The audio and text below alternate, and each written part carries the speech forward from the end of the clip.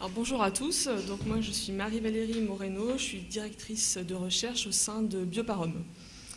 Donc on va s'intéresser aux variations de composition corporelle avec l'âge. Donc pourquoi s'y intéresser d'abord? Ensuite on va s'intéresser à quelques paramètres, quelques indices spécifiques. Et puis, bon non, j'ai... Ah, d'accord. Ok, ça peut être plus simple. Ouais. Ensuite, on va s'intéresser à quelques applications concrètes et puis surtout comment est-ce qu'on peut mesurer cette composition corporelle. Alors, pourquoi s'intéresser? Avec le vieillissement, avec l'âge, il y a énormément de modifications de la composition corporelle. Donc, pouvoir détecter ces variations, les contrôler, les maîtriser, les limiter, c'est forcément aussi limiter le vieillissement corporel. Voilà, tout simplement. Donc, globalement, le vieillissement, c'est surtout la dénutrition. Ça engendre une sévère dénutrition. Donc, c'est complet. Hein. Il y a la sarcopénie, l'ostéopénie, bien sûr la déshydratation, avec en parallèle aussi souvent de la rétention d'eau. Donc, il y a souvent le paramètre et son contraire. Un problème de résistance à la renutrition, donc c'est aussi compliqué, surtout si on attend en effet déjà un âge avancé pour s'attaquer à ces problèmes. Pour les personnes âgées qui sont en perte de poids, vous avez non pas une perte de masse grasse, comme c'est souvent recherché notamment par les femmes à la ménopause, mais hélas souvent une perte de masse maigre, une perte de masse cellulaire active, une perte d'activité métabolique, les cellules fonctionnent moins bien, et une perte de contenu minéral osseux, avec, hélas, souvent en parallèle, aussi un gain de masse grasse. Donc si vous restez en fait sur la donnée de poids, vous voyez du poids qui monte, qui descend, mais vous ne savez pas ce qui se passe. Est-ce qu'il y a de la rétention d'eau? Est-ce que c'est un gain de masse grasse? Est-ce que c'est une perte de masse maigre? Est-ce que c'est un poids constant, alors qu'en fait, à l'intérieur, il y a un mélange des deux paramètres? Alors j'ai voulu citer le docteur Phillips, qui, pour lui, alors, la source et le problème du vieillissement, c'est la déshydratation. Voilà, c'est la clé. Alors pour lui, c'est la clé de jouvence. Alors je ne sais pas si c'est la clé de la médecine anti-âge. En tout cas, c'est sans doute en effet une des clés, un des paramètres. Alors maintenant, on va s'intéresser à quelques indices et voir leur évolution au cours du vieillissement, au cours de l'âge. Donc c'est 15, 24 ans et 25, 34. Hein. Donc on commence à l'adolescence et jusqu'à plus de 85 ans.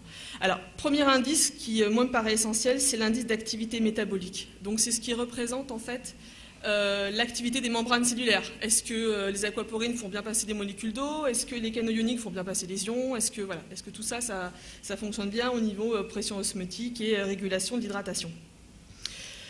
Peut-être pour vous donner une indication, parce que ce n'est pas un indice que vous utilisez, j'imagine, tous les jours, un sportif de haut niveau, nous on en suit, les grands champions, ils peuvent monter jusqu'à... C'est un paramètre très fin, hein, comme vous le voyez, hein, ça varie de 0 et quelques.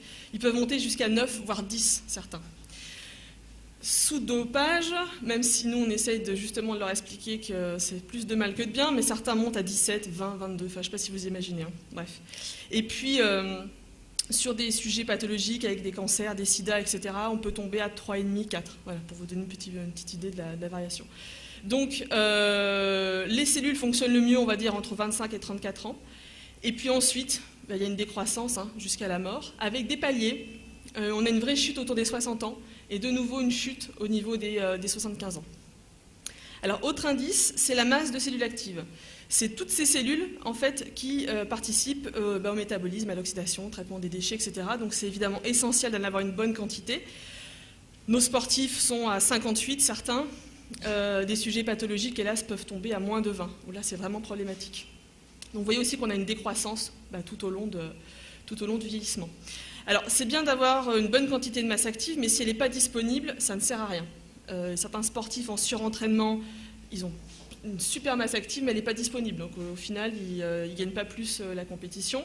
Et ça, c'est un vrai problème chez les sujets pathologiques, ou même ceux qui ont réussi à garder un petit peu de masse cellulaire malgré la dénutrition hospitalière, souvent elle n'est pas disponible. Donc on a vraiment un double problème. Donc c'est un indice inversé. Hein. Plus ça monte et plus il y a un problème. Voilà. Alors après, un grand classique, c'est la masse grasse, où, hélas, ça monte, hein, pareil, hein, régulièrement au fil des ans. Alors j'ai pris les hommes, hein, c'est pour donner un exemple, hein, si on prend les femmes, on a les mêmes conclusions. Hein. Ce n'est pas les mêmes valeurs, mais c'est les mêmes conclusions. Et puis donc, après, c'est tout ce domaine de l'eau, avec une évolution de l'eau intracellulaire qui est particulièrement intéressante et qui, pour certains, est justement cette fameuse clé de jouvence. C'est qu'on a une vraie chute tout au long de la vie de l'eau intracellulaire. Donc les cellules perdent ce lubrifiant naturel. Hein. Donc à l'intérieur, ça fonctionne moins bien. Et ça, c'est un vrai problème. Et puis en parallèle, forcément, l'eau intracellulaire augmente, rétention d'eau. Et puis comme les membranes cellulaires, elles fonctionnent moins bien, on s'en sort plus, quoi. Voilà. Donc si assez jeune, comme il a été dit, on s'intéresse à ces problématiques en veillant, dès que ça commence à dériver, à re-réguler, en effet, ça pourrait être une des solutions, ou en tout cas un des paramètres de la solution globale. Voilà. Et l'hydratation corporelle, où on chute quand même de 64% à l'adolescence à 49,7% en moyenne. Voilà, ça c'était pour résumer, bon, ça fera partie des diapos, je l'ai dit à l'oral, donc je vais pas revenir dessus. Avec donc le docteur Phillips, il annonce, lui en tout cas, après c'est une question de point de vue, hein, que si on pouvait se maintenir à 65% toute notre vie, on n'aurait aucun problème. Bon, je pense que c'est un petit peu exagéré, mais ça rentre dans son point de vue de notion. Alors, oui, pour aller un petit peu plus loin, c'est juste pour information, je me suis dit qu'on allait aller jusqu'au bout, puisqu'on s'intéressait de 15 à 85 ou à la mort, avant 15 ans, juste pour information. Vous avez en fait, prématuré nouveau-né, c'est un peu particulier, mais dès le plus jeune âge, vous voyez que vous avez vraiment une régulation de cette eau totale avec vraiment le tout petit enfant une hydratation qui monte à 80%, avec donc tout le corps en fait est rempli d'eau pour faciliter les échanges, faciliter le traitement des déchets, faciliter aussi les évolutions cellulaires, etc. Alors, donc juste quelques applications, sur des problématiques d'eau, mais pas seulement.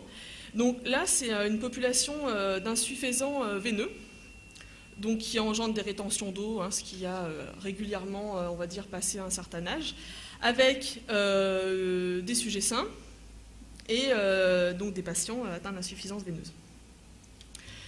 Hop. Ah, il y a un truc qui ne se fait pas. Bon, c'est pas grave. Donc, si on s'est intéressé à quelques paramètres simples, alors là, c'est des résistances, donc on va en parler après, c'est de l'impédance. Par rapport aux valeurs des sujets sains et les limites normatives, on a de façon très significative, en fait, une vraie faiblesse des résistances, donc une grosse rétention d'eau. C'est-à-dire qu'avec, finalement, le suivi de 2-3 paramètres, 2-3 résistances, vous pouvez vraiment voir, détecter déjà et quantifier, puisque vous avez vraiment des valeurs nettes.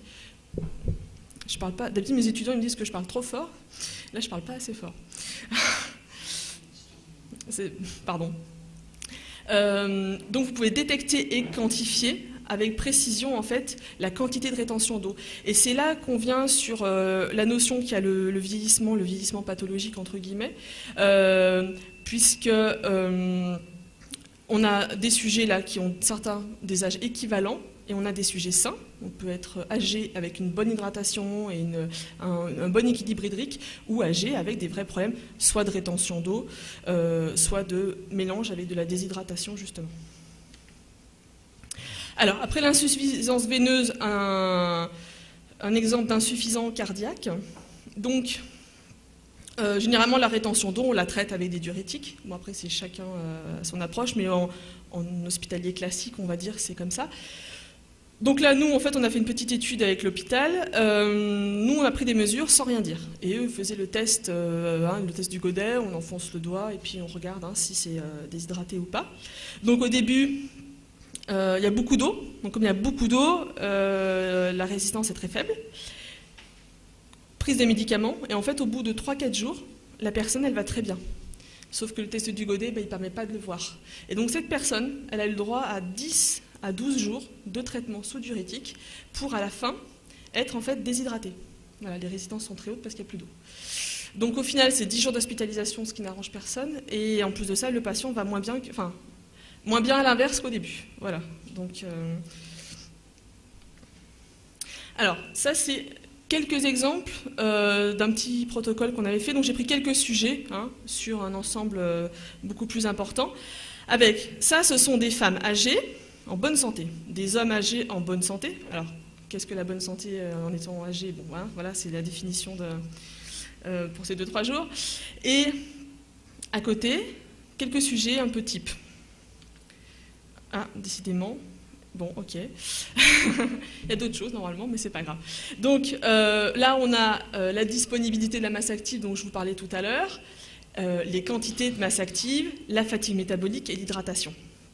Et bien, si vous prenez ce sujet-là, globalement, il y a des problèmes de rétention d'eau, mais il n'y a pas de dénutrition, exactement pour ce monsieur. Alors que ces autres personnes, elles sont dénutries. D'où vraiment on a une différence et on peut dissocier la dénutrition, les problèmes de rétention d'eau et ce côté âgé mais sain et âgé et pathologique. Voilà. Alors là, c'est sur des adolescents. Donc on est loin de l'âge âgé, mais je trouvais ça intéressant sur les problématiques de renutrition. Parce que la perte de poids, c'est quelque chose de compliqué, mais la renutrition, ça l'est encore plus. Donc des adolescentes atteintes d'anorexie mentale.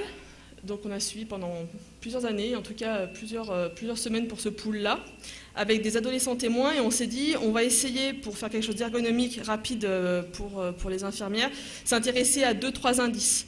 Donc toujours pareil, l'activité métabolique, vous voyez qu'elles sont qu'à 5, même si vous n'avez pas encore les valeurs en tête, c'est assez faible par rapport à des ados qui sont à 6-5. La quantité de masse active, très faible, très significativement faible. Et puis la disponibilité de cette masse active qui n'est pas là non plus, avec plus de 1. Pour mémoire, nos sportifs, ils sont à 0,5. Bon, après, c'est pas ce qu'on leur demande, mais bon, c'est pareil, significativement différent. Et on a pu suivre au cours du traitement, au cours de la nutrition parentérale, entérale, enfin, bon, ils ont un petit peu tout essayé, nutrition orale, de les ramener au niveau des sujets sains. Et vous voyez, on suit doucement, au fur et à mesure de la thérapie, on voit l'évolution de la masse active, de l'activité métabolique qui revient petit à petit à celle des adolescents sains, et la disponibilité. Juste 2-3 indices comme ça qui permettent quand même de suivre vraiment les effets de la renutrition. Qui dit renutrition dit on s'intéresse d'habitude surtout au poids. Est-ce qu'elle prend du poids ou est-ce qu'elle n'en prend pas? Donc là, souvent à l'hôpital, il n'y a que ça, pour l'instant en tout cas. Et donc tout le monde est content, là elle a pris du poids. Bon, semaine 22 à 24, peu importe. Et en fait, quand on va voir à l'intérieur, quand on va voir la composition corporelle, en fait elle a pris de l'eau, donc œdème, souvent lié justement à la nutrition polymérique forcée. Et elle a pris beaucoup de masse grasse, justement à cause de cette renutrition polymérique, et très peu de masse non grasse ou masse maigre, etc. Voilà. D'où l'importance aussi de bien dissocier les fluides des tissus. Alors, on parle de composition corporelle, mais comment est-ce qu'on la mesure? Parce qu'il y a plein d'indices intéressants à suivre, mais il faut aller les mesurer. Donc, il y a un certain nombre de techniques. Peut-être que certains d'entre vous utilisent déjà la pince à pli cutanée, l'impédancemétrie ou la densitométrie ou les dilutions. Alors, certains sont plus ou moins précis, mais aussi, pour beaucoup, hélas, plus ou moins lourds à mettre en œuvre avec des gros dispositifs qui coûtent très cher. C'est impossible à mettre en œuvre en routine clinique. Donc, ou en routine de cabinet, donc c'est pas accessible à tout le monde. Donc voilà, la pince à pli, pour ceux qui connaissent, c'est ergonomique, par contre ça donne que la masse grasse, et ça ne fonctionne pas sur les obèses, donc c'est quand même limité. Le DEXA, pas accessible à tout le monde. La fameuse pesée hydrostatique, peut-être que certains d'entre vous s'en sont servis ou s'en servent encore. Un petit peu l'équivalent dans l'air, mais bon, ça reste voilà, des choses très peu ergonomiques. Et puis après, peut-être de façon plus routinière, s'intéresser à l'anatrémie, aux urines, etc. Et puis il y a l'impédance. Donc là, j'ai prêché pour ma paroisse, mais c'est parce que j'y crois, sinon je ne le présenterai pas. Je pense que ça peut être une vraie solution. Alors ça ne fait pas tout, mais ça apporte quand même pas mal de choses aujourd'hui parce qu'il y a eu beaucoup de travail et beaucoup d'avancées. Après, dans l'impédancemétrie, c'est tout un monde aussi, avec de nombreux dispositifs.